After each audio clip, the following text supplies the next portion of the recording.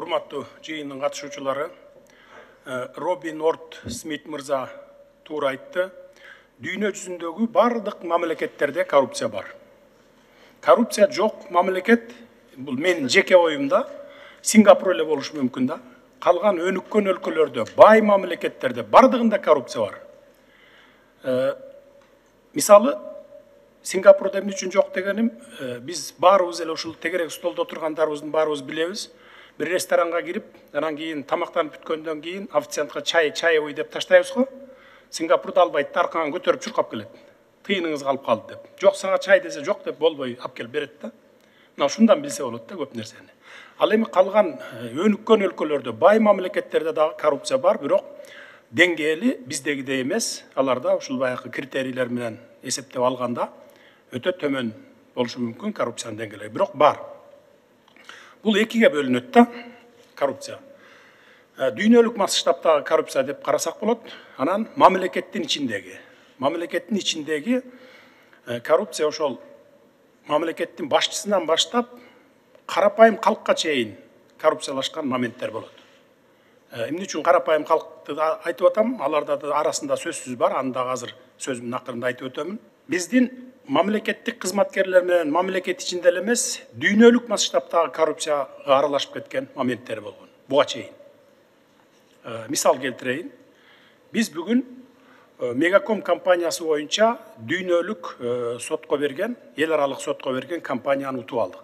297 миллион долларга бизге доо коюп сотко берген. Бул 10 жылдан бери созулуп келатат.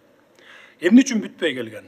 Анткени биздин мамлекеттин эң жогорку деңгээлдеги масштабтуу коррупционерлери соодалашып келген да. Биз эл аралык сотко барып далилдерибизди көрсөтпөйлү, катышты аты болсун, жакшы сүйлөбөй эле коелу.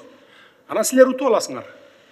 Бирок бул жерде 300 миллион доллар, ошонун жарымын мага баланча шотко которуп бересиң деп соодалашып, келише албай убакыт созуп келген деп айтсам мен жаңылышпаймын да. Биз соодалашкан жокпуз, бирок мына 1 жылга жетпей бүттү, 10 жылда бүтпөй келаткан иш. Мына бүгүн кечээ күнү утуп алдык. Кумтөр боюнча дагы соттошуп атабыз. Билесиздер аны. Бул боюнча дагы эл аралык соттон утабыз. Анткени эл аралык сотто дагы экологияга, жаратылышыбызга, мөңгүлөрдүн талкаланбашына жүрөгү менен күйүп олтурган адамдар отурат ал сотто дагы. Мына бүгүнкү алган доводторуңду, бая фактыларыңды чыныгы ниетиң менен бардык фактыларды алып барып берсең, ал адамдар дагы карап туруп туура чечимди чыгарып беришет. Мына бүгүнкү мисал да Мегаком боюнча. Ошондуктан андан дагы биз утабыз деген бизде толук ишенимибиз бар.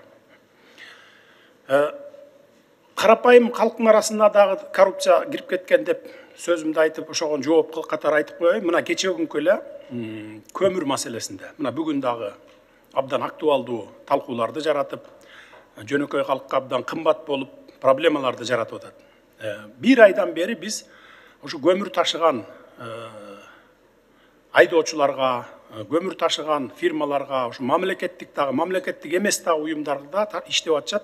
Bir 600'den ашык машина ушул бир эле кара кечеден ташыйт. Аларга 1 сом 1300'den көмүрдү жүктөп берип, Баланча районго, Түкүнчө областтык борборго, же болбосо Баланча айыл өкмөттөргө алып бар десең, ошол жака алып бардым деп коюп туруп, Бишкекке алып келип 6000 сомдон сатып ийип атышат. Бу да коррупция да. Жөнөкөй карапайым калктын арасындагы коррупция. Анан эмне кылдык биз? Анда Бишкекке өзүбүз колго алалы дагы себестоимость менен сатып Бишкекке туруп алалы, элдин баары ушул жерден алсын дагы. А тигил жанакы коррупция менен заниматься этип аткан адамдар ошол айылдарга, райондун борборлоруна, областтарга жеткизип сатсын деп атабыз. Эми аякта Бишкектегидей баада ала албайт 6000'ден. Эң ашып кетсе бир 3,5-4 миңден сатат деген ушундай бир оюбуз бар да. Мына ушундай күрөшүп атабыз бул жерден. Анан дагы бир нерсе. Мына азыр шайлоо башталып атат, шайлоо болуп атат, процесси жүрүп атат. Эми мен аттарын айтканга туура эмес болуп калат. Бир талапкер жаш балдарды колдонуп, жашы жете элек балдарды, мектептин балдарын колдонуп, ушундай суракка барып атат. Ошол талапкер мыйзамдуулукту, анан коррупциянын тазаланып жок болушун тим эле булбулдай сайрайт. бирок өзү ошого барып атат. Мына ушундай да адамдарыбыз жок эмес. Эгер өзүң бирөөнү сындаганды билсең, өзүң сынга алынбаганга аракет кыл да. Ошондой кылып иште да. Жергиликтүү кеңештерге шайлоо өткөн мезгилдерде дагы бир мисал айта кетейин. Трибунадан туруп алып кыйкырып атат. Баякыдай эле шайлоо болуп атат. Сатып алып атат баары, элдин баарын добушун сатып алып атат деп кыйкырып атат. Эми биз баякы 3,5 миллион шайлоочунун аркасынан аңдып жүрө албайт экенсиң да. Бир саатка жетип жетпей ошол талапкердин партиясынын өзү кармалып калып атат, сатып алып аткан боюнча мына. То есть саясатчылар дагы, блогерлер дагы, журналисттер дагы чыныгы ниетиң менен күрөшүп атсаң, анда өзүң таза бол. Өзүң да таза бол. Мына ушундайлар дагы жок эмес. Анан коррупция менен күрөшүүдө Ички иштер министрлиги, улуттук коопсуздук кызматы, анан прокурорлордун, күч органдарынын, укук коргоо органдарынын гана милдети эмес. Ушул жерде отурган ар бир Кыргызстандын жаранынын милдети. Айылда кетмен чапкан карапайым калктын дагы милдети. Мына ошол силер бардыгыңыздар жардам бергенде гана биз коррупцияны жеңе алабыз. Анан жөн эле сүйлөп коюп, анан ошо добуш сатып алып аткандарды карап туруп, мына баякыдай эле болуп атат, сатып алып атат десеңер, деп эле жөн эле чара көрбөй отура берсеңер, анда биз жеңе албайбыз. Карапайым калктын арасында 100% укук коргоо органдары жетишпейт, алардын арасында жок. Силер өзүңөр көрүп турасыңар. Кармагыла дагы өткөрүп бергиле. Мына ошондо коррупция менен бардыгыбыз кетмен чапкан дыйкандан баштап президентке чейин күрөшкөндө гана биз коррупция менен жеңе алабыз. Кыргыз жакшы бир сөздү бир эле сүйлөм менен сөөгүнө жеткирип түшүндүрүп, терең маанисин түшүндүрүп коет да, балык башынан сасыйт деген сөз бар мына. Бул деген сөз президент өзү коррупционер болсо, анан ылдый жагы дагы сасыйт деген сөз да баягы, чирийт деген сөз. Ошондуктан мына мен таза болуп берейин, калган силер, карапайым калк дагы таза болуп, коррупцияга каршы чын ниетиңер менен күрөшүп бергиле. Мына ошондо гана оңолобуз биз. Ансыз коррупцияны жеңиш өтө кыйын. Эми талкуу боюнча Аскар мырза каякта турат? Сиз аянтча түзүлсө деген сунушту киргиздиңиз да. Мына ушул эле аянтчаны керек болсо күндө пайдалангыла. Нури Пайым. Мына күндө пайдалан. Ушул үчүн түзүп берип атабыз да. Чолпон Айым жакшы сөз айтты. Киши өлтүргүч бир адамды өлтүрөт, коррупция өлкөнү өлтүрөт деп. Эң туура сөз да. Эң туура сөз. Ошон үчүн коррупция менен бирөө кишини өлтүрүп койсо, аябай баягы журналисттер, блогерлер ушундай бир укмуш скандал кылып чыгып атат го. Коррупциядан мындан 10 эсе скандал кылып чыгыш керек. Коррупционер адамдарды тапса мына деп туруп. Биз мурункудай факты бер, анан тиги бу деп отурбайбыз. Далилдеп бересиңерби? Ошол замат чечим кабыл алабыз. Бир күн созбойбуз. 30 жылдан берки иштерди аудит жүргүзүш керек дегенде сунушту киргиздиңиз. Биз колубуздан келишинче, күчүбүздүн жетишинче, убактыбыздын жетишинче кылып атабыз. Прокуратура иштеп атат, Ички иштер министрлиги, улуттук коопсуздук кызматы иштеп атат. Гүлүмкан Айым эч ким кабыл албайт деген маселени айттыңыз. Иликтөө жүргүзүп, далилденсе, эгерде кимдер кабыл албай атса мындан кийин сунуш киргизгиле. Кызматтан алабыз. Мына АДС ошон үчүн түздүк мына ушул площадканы. Эгер прокуратурага, Ички иштер министрлигине, күч органдарына кире албай атасыңар, мына келгиле. Мага кайрылгыла, кат менен кайрылгыла. Социалдык түйүндөр бар мына, колуңарда бардыгыңарда мүмкүнчүлүгүңөр бар, мурдакыдай эмес. Кайрылгыла, биз чечим кабыл алабыз да, ким кызмат кабыл албай, бюрократия кылып аткан болсо, кызматтан алабыз. Токтоосуз алабыз. Ошону угуп койгула бардык күч органдар, прокуратура дагы, Ички иштер министрлиги, улуттук коопсуздук кызматы дагы. Негизи эле мамлекеттик кызматкерлер. Мына администрация отурат, биздин президенттин администрациясы, министрликтер бардыгыңар угуп койгулам. Ким суранса кабыл алыш керек. Көпкө созулуп кеткен кылмыш иштерди ревизия кылып чыгып, чечим кабыл алгыла деп мен Курманкул мырзага тапшырма бергем. Булар иштеп атат.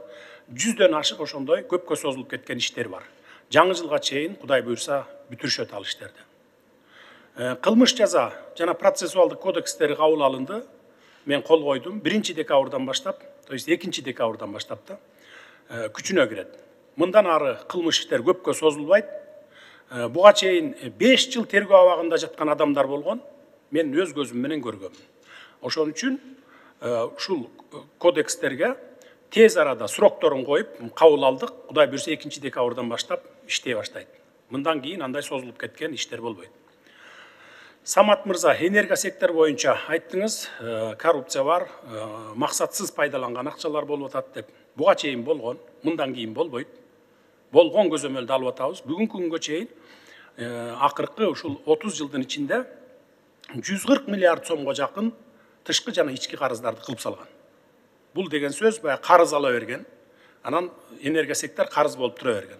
Же болбосо жараксыз бир сапаты начар нерсени, мисалы $3000 тура турган трансформаторду 20 000, 30 000 долларга алдык деп ортодогу акчаны жеп кеткен дагы, ошонун бардыгы ортодогу айырма энергия системасы карыз болуп калган. Бирок аны бүгүн биз жок кылып туруп, 140тан өйдө көтөрбөй, тескерисинче кутулуп, четинен кутулуп, эми болор иш болду, боосу канды деп койт кыргызда.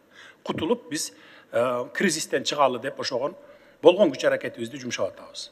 Мына акыркы 10 жылда мурун кичине бир Камбарата 2 болсо да курулган экен, акыркы 10 жылда бир дагы кичи КЭС да курулган эмес. Мына азыр 10дон ашык кичи КЭСтерди кура баштадык. Дагы кечээ күнү мына 50 створго сертификаттарын бердик. Аларга апрель, май айларына чейин куруп баштабасаңар, кайра алып коебуз деген шарттарды коюп жатабыз. 5-10 жылдан бери бир эле киши 20-30 лицензия алып алып, 20-30 лицензияны бүгүнкү күнгө чейин сатам деп күтүп отурушкан моменттер болгон. Бул эми баягы алтын, көмүр, темир, жанагыдай жез, алюминиевый ушундай кен байлыктарына да. Анан биз да ошондой болбосун деп талап коюп атабыз. Эгерде апрель, май айларына чейин салып баштабасаң, анда кайра кайтарасың деп.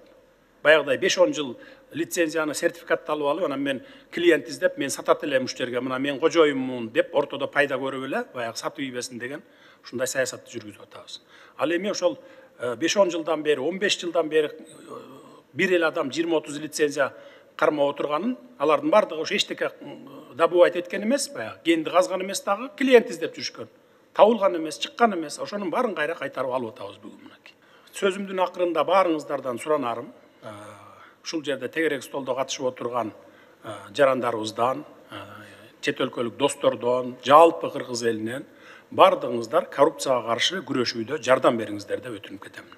Рахмат, көңүл бурганыңыздарга.